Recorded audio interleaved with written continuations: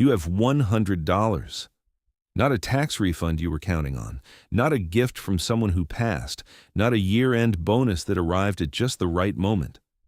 $100. The kind of money that vanishes across a weekend without a single conscious decision, the kind you spend on things you couldn't reconstruct by Wednesday, the kind that feels simultaneously too modest to build anything with and too necessary to let go of. This is where it begins. Not with a perfectly researched brokerage account, not with a financial advisor and a 5-year plan. With $100 and a decision that feels almost embarrassingly small relative to the scale of what you want to build. You make the decision anyway. You open the account, you set up the transfer, you choose the index fund without agonizing over it, because agonizing is what stopped you last year and the year before that. You click confirm. The screen doesn't applaud you. The account shows $100. The market shifts 0.4%, and now it shows $99.60. You check it before you sleep. This is what the beginning actually looks like, and it looks nothing like the beginning you imagined. The account sits open. Every month you deposit $100 into it the way you water something you're not fully convinced is growing. Some months the number climbs, some months it retreats. At the 6-month mark, the balance reads $581. You knew roughly what to expect. You did the math before you started. But $581 is not a number that earns any reaction. It is not a number you mention at dinner. It exists quietly in an app you open less often than you used to, because the opening stopped delivering any emotion worth chasing. This is the chapter nobody documents, because there is nothing to document. The first half year of investing $100 a month is not a narrative. It is a practice, and practices before they produce visible results produce only themselves. You are training consistency in a room with no audience and no scoreboard. You show up regardless. The transfer goes through. The platform registers it without ceremony. There is a version of you that stops somewhere in here, not with a formal decision to quit, just a month where things felt tight and the transfer got skipped. Then another month. Then the balance sits untouched for a season and you stop logging in and the habit dissolves the way habits dissolve, not with a bang but with a series of small absences. That version of you is not a failure. That version of you is simply human. The distance between understanding what to do and continuing to do it while nothing visible rewards you for it is precisely where most people quietly walk away. You don't walk away. You don't yet know what that costs or what it pays. 12 months in, you have deposited $1,200. The balance reads $1,318. The market was reasonably cooperative, and you are $118 ahead of your contributions. $118. You could have generated that in a Saturday of extra work. It is not a number you brag about, and you are self-aware enough to know that. You are disciplined enough to stay anyway. But here's what the balance doesn't show about year one.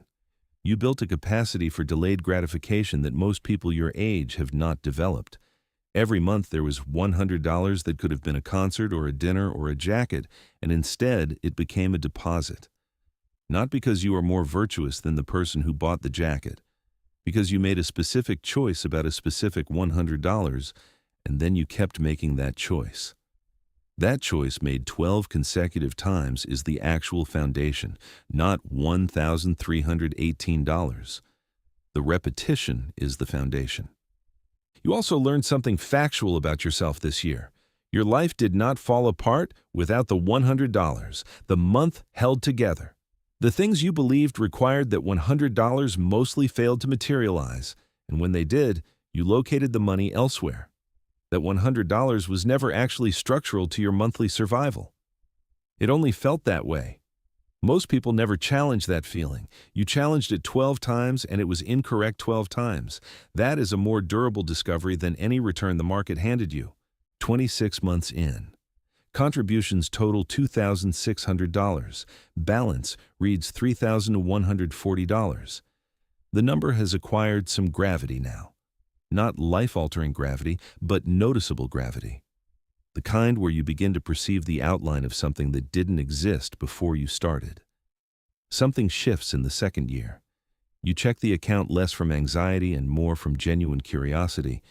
You stop scanning for catastrophe and start observing growth. That psychological transition is one that takes many investors years to reach, and some never reach it at all. The investor monitoring their portfolio out of fear and the investor monitoring theirs out of interest are holding identical funds. They are not having identical experiences, and they will not make identical decisions when conditions deteriorate. Conditions deteriorate. They always do. The market loses 15% across roughly 10 weeks, during a stretch you would rather forget for reasons that have nothing to do with equities. You watch $430 disappear.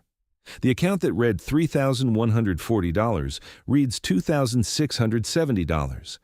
You feel it somewhere between your sternum and your stomach.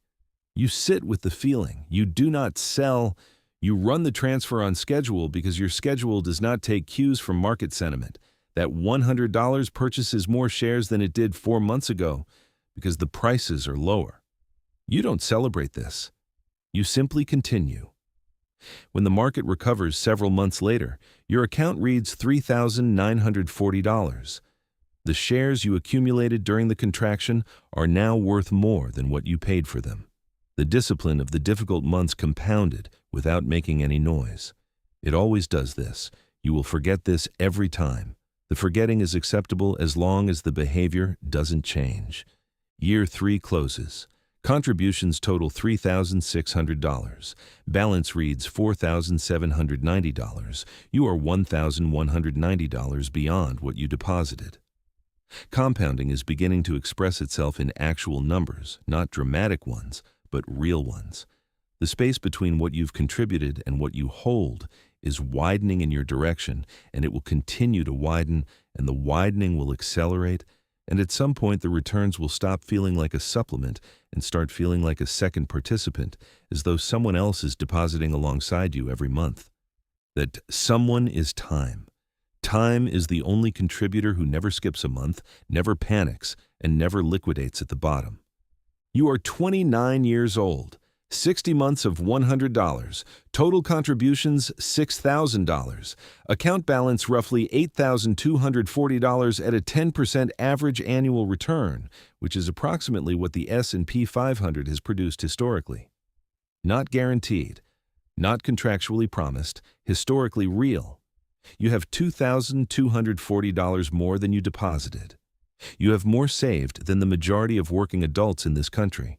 Not because your income is superior, not because your circumstances were more favorable, but because you initiated a specific practice at a specific moment and sustained it through 12 months of invisible progress, through a correction that felt personal, through a stretch in year 4 when stopping seemed reasonable and you chose otherwise.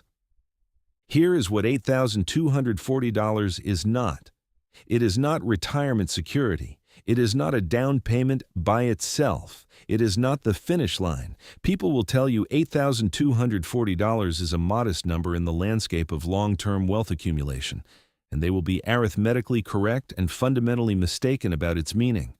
Because $8,240 is not the point. $8,240 is the evidence. Evidence that you can construct something from nearly nothing across an extended period without a windfall, without exceptional income, without a flawless strategy. Evidence that the mechanism functions when you supply it consistently.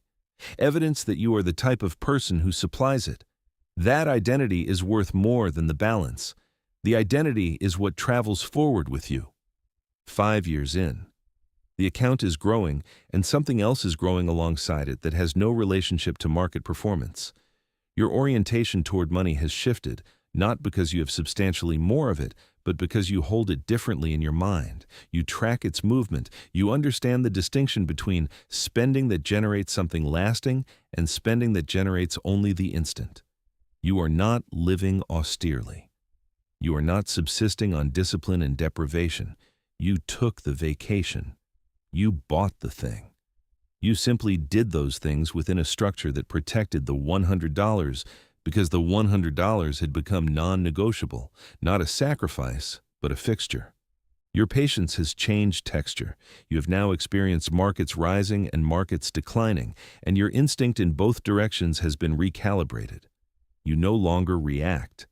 You observe. You understand that a red figure on a given Wednesday carries no reliable information about next year. It carries information about Wednesday. Wednesday will pass. The future is indifferent to how Wednesday felt. Your conversations around money have changed. You listen differently when the subject comes up. You have developed actual informed opinions. When someone tells you they are waiting for the right moment to start investing, you don't offer a lecture. You remember what waiting felt like from the inside. You say something brief and honest and you move on. And there is something harder to name. A quiet divergence that begins opening between you and people around you who are not constructing anything financially.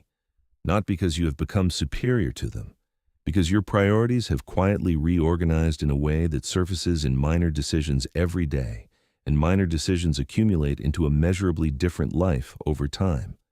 You feel this occasionally as a loneliness without a clean label. You are moving in a direction that not everyone in your life is moving, and the movement is gradual enough that no one registers it yet, including you, until you look behind you and discover how much ground you've covered. You are 34, 120 months, total contributions $12,000, account balance approximately $20,600. You have $8,600 beyond what you deposited. Returns are now contributing with genuine force. In the past year alone, your portfolio generated roughly $1,750 without a single additional hour of your labor. Not from a promotion, not from a side venture, from shares purchased steadily across 10 years compounding into one another. This is the mechanism that books and podcasts attempt to explain, and it never quite becomes real until you see it expressed in your own account with your own money. Your annual return is now approaching your annual contribution. You deposit $1,200 a year, and the portfolio is generating the equivalent of $140 per month on its existing balance. Your money has begun producing money, not at a transformative pace yet, but at a real pace, and at a pace that is increasing. Consider what you did not surrender to get here. You did not return to a parent's home. You did not take a second job.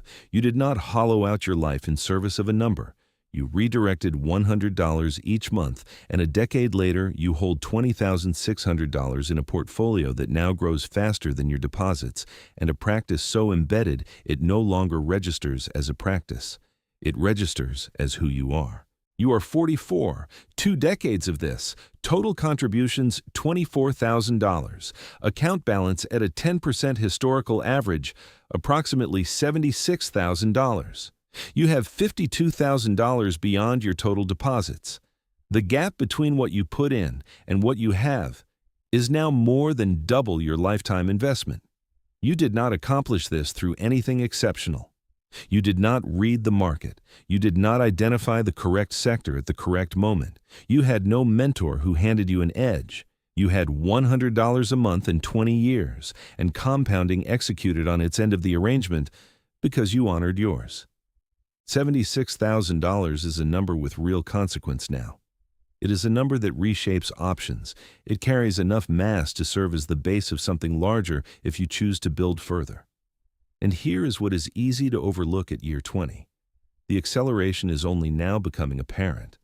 The growth is not linear. It is exponential, and the exponential portion is just arriving into view. In year 1, the market added $112. In year 10, it contributed approximately $1,700 in a single year. In year 20, the portfolio is adding close to $7,000 annually. You deposit $1,200 per year. The account appends $7,000. The mechanism has become the dominant contributor.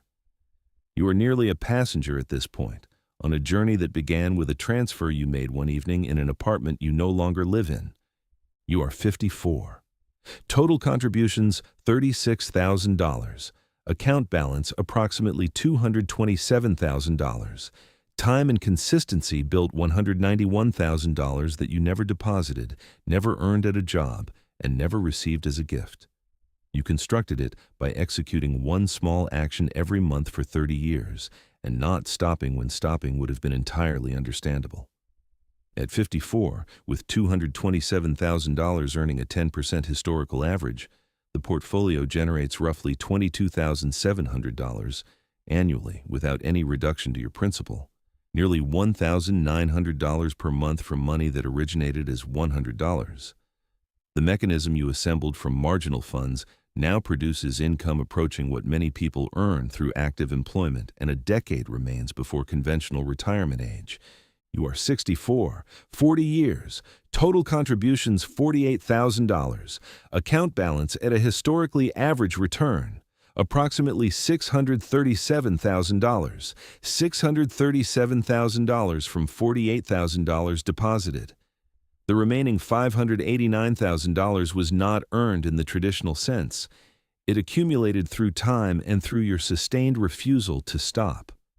Through 480 individual decisions to keep the transfer running when diverting that money elsewhere would have been far easier to justify. Every month felt negligible. Every month felt too small to be meaningful. Every correction you declined to sell through. Every unremarkable year that passed without anyone noticing what you were doing. Every Tuesday transfer that received no acknowledgement from anyone. All of it stacked, all of it compounding, all of it present now in a single balance. You've been reading numbers. The numbers are accurate. The numbers matter. And the numbers are not the subject. The subject is the version of yourself you construct when you decide that small and sustained outperforms large and eventual, because large and eventual is the condition most people spend their lives waiting for. The larger paycheck, the bonus that justifies beginning, the inheritance, the moment when the amount finally feels significant enough to warrant a decision. That moment rarely arrives, and when it does, a lifetime of waiting arrives with it. The money flows into an existence that is expanded precisely to absorb it, and nothing is built. Small and sustained is not a lesser strategy for people who cannot access a better one. It is the strategy. It is how the mechanism operates. The person depositing $100 a month and the person postponing until they can deposit $1,000 a month arrive at age 40 in entirely different positions. The first carries decades of compounding and a permanent internal architecture of discipline. The second carries a recurring intention, a savings account periodically drained for other purposes, and a growing awareness that time was the only resource that was genuinely irreplaceable all along. Time does not pause for a more convenient amount. It works with whatever you provide. You provided $100. You provided it every month. You provided it for 40 years. And it returned something that $100 could never purchase outright, that waiting could never produce, and that no shortcut could manufacture. It returned the demonstration that the smallest form of the correct decision, repeated without interruption, becomes something that resembles luck when observed from outside and resembles discipline when experienced from within, and is ultimately the most ordinary and extraordinary thing a person can do with the money they have, $100 every month starting now. The mechanism is ready.